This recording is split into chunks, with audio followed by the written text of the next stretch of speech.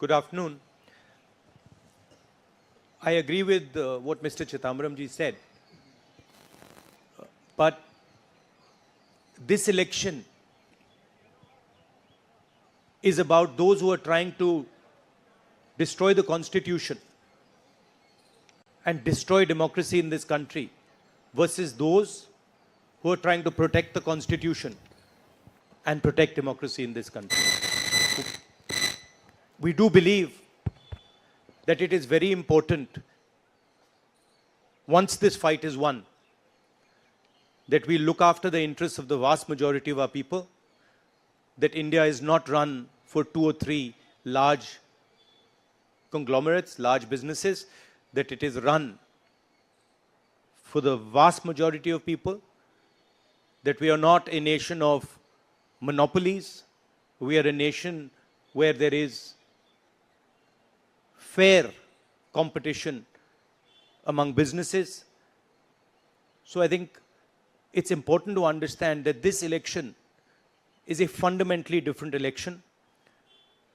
I don't think democracy has been as much at risk, the constitution has been as much at risk as it is today.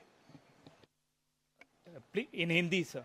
ये जो चिदम्बरम जी ने कहा उससे मैं सहमत हूं, मगर ये जो चुनाव है ये लोकतंत्र को और संविधान को बचाने का चुनाव है। एक तरफ एनडीए नरेंद्र मोदी जी जो कॉन्स्टिट्यूशन पर आक्रमण कर रहे हैं, लोकतंत्र पर आक्रमण कर रहे हैं, इंस्टीट्यूशंस को कैप्चर कर रहे हैं, और दूसरी तरफ इंडिया अलायंस जो कॉन्स्टिट्यूशन की रक्षा करता है, लोकतंत्र की रक्षा करता है। तो ये चुनाव इन दोनों फोर्सेस के बीच में है। अरुण कुमार सिंह। मेरा सवाल राहुल जी आपसे है। राहुल जी, हेलो।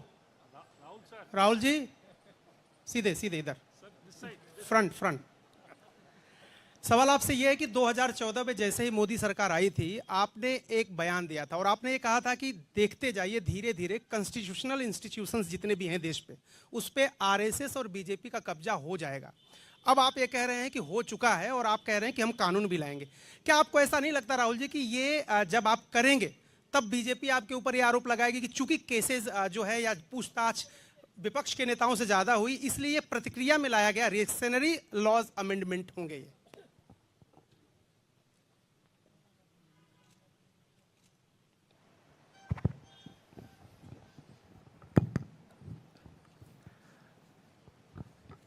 सबसे पहले ये समझना होगा कि हिंदुस्तान के राजनीतिक स्ट्रक्चर में हो क्या रहा है। आरएसएस ने और बीजेपी ने और खासतौर से नरेंद्र मोदी जी ने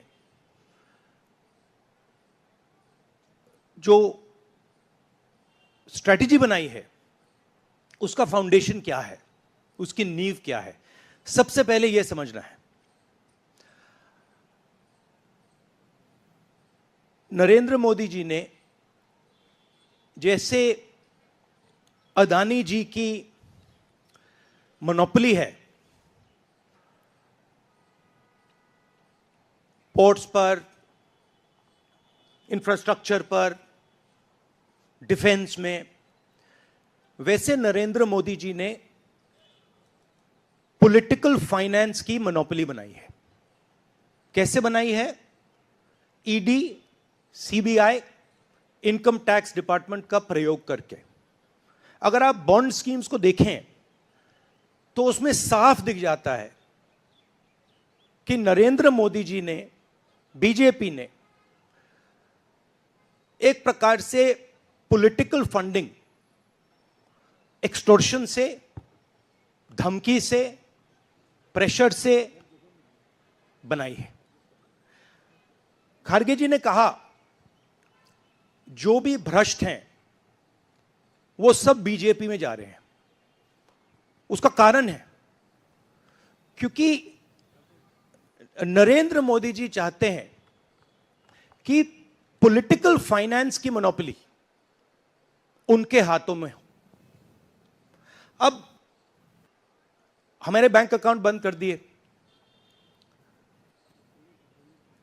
हमारे पास ओरिजिनल रास्ता जो था वही हमारा रास्ता है। हम जनता के साथ जाकर मिलकर उनके लिए लड़ते हैं। ये जो मैनिफेस्टो बना है, ये मैनिफेस्टो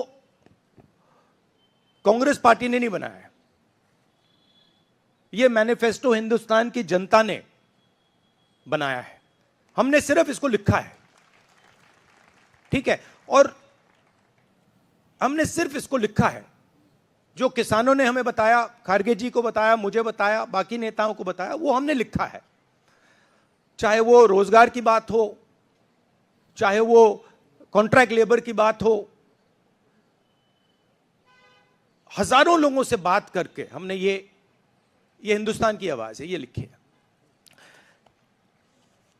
मगर जो राजनीति में आज हो रहा है वो क्लियर है कि सब पार्टीज को नरेंद्र मोदी, ईडी, सीबीआई, इन इंस्टीट्यूशंस को कैप्चर करके फाइनेंशियली मोनोपोली बना रहे हैं अपनी। और चुनाव के बाद रियलिटी है कि ये जो फाइनेंशियल मोनोपोली बड़ी इंटरेस्टिंग चीज है, क्योंकि सारा इंफॉर्मेशन, सारा का सारा इंफॉर्मेशन, किससे एक्सटॉर्शन किया है, किसको कॉन्ट्रैक्ट दिया है, कॉन्ट्रैक्ट देने के बाद उसने कितना पैसा दिया है, वो पूरी ब्लूप्रिंट, पूरी की पूरी ब्लूप्रिंट इलेक्टोरल बॉन्ड्स में लिखी हुई है। तो नरेंद्र मोदी जी ने आज नहीं तो कल ऑपोजिशन को पूरी chargesheet, proof sheet electoral bonds के थ्रू पकड़ा दी है। तो इसीलिए थोड़ा टेरर हो रहा है उनको, इसीलिए नंबर निकला है 400 पार। इसलिए ये महाराष्ट्र में हमारे नेता ले जा रहे हैं, हरियाणा में सब जगह हमारे नेता ले जा रहे हैं, क्योंकि इनको लग रहा है कि भैया अगर 400 पार नहीं 180 हो गई, 160 हो गई, 140 हो गई तो नैया पार हो जाएगी। Thank you. Ashish Singh.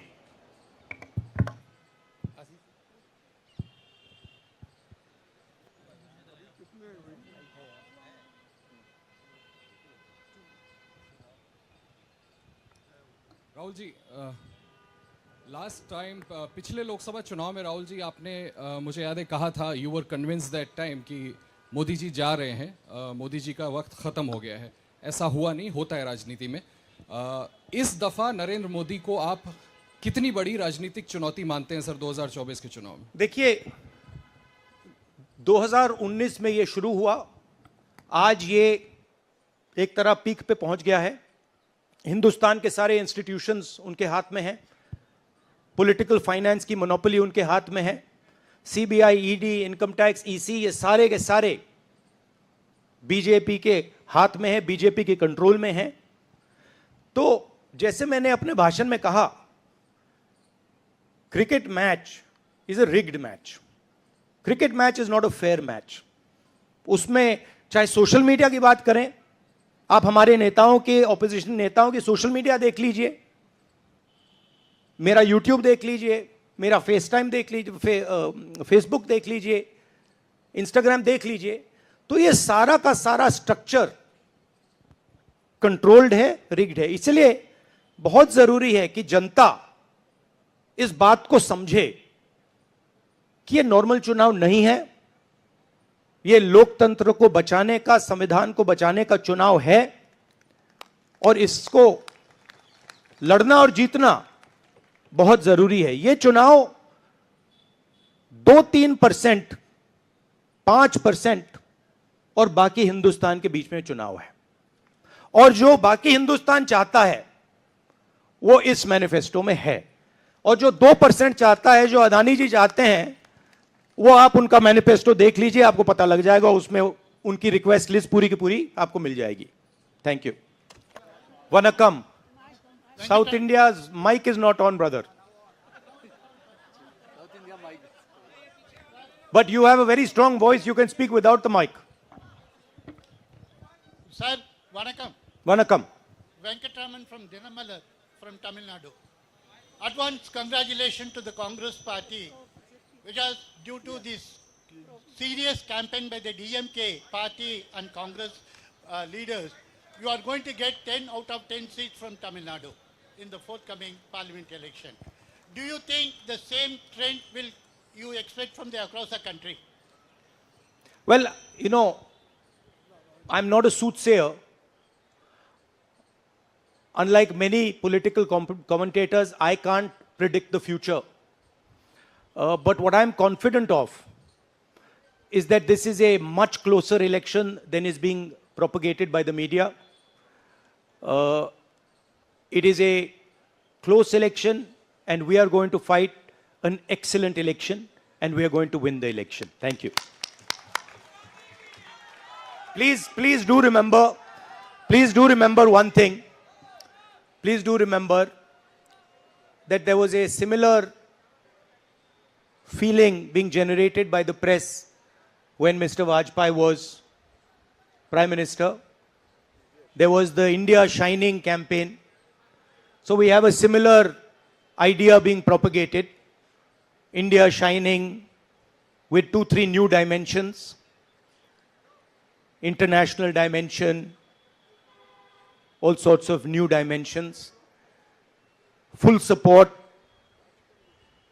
by the monopolists in the country.